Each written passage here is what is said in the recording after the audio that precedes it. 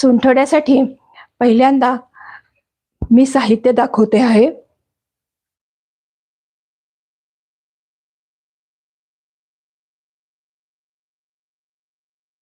इथं आपण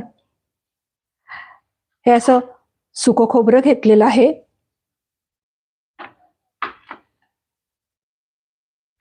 ही खारीक पूड घेतलेली आहे. ही खडीसाखरेची पावडर करून घेतलेली आहे. ही सुंठ पूड आहे. तसंच आपल्याला काही विशिष्ट छान वासासाठी पाहिजे असेल तर आपण बडीशेप सुद्धा घेणार आहोत. आणि सुंठाडा सुद्धा खमंग झालेला खूप छान लागतो, म्हणून खसखस घेतलेली आहे.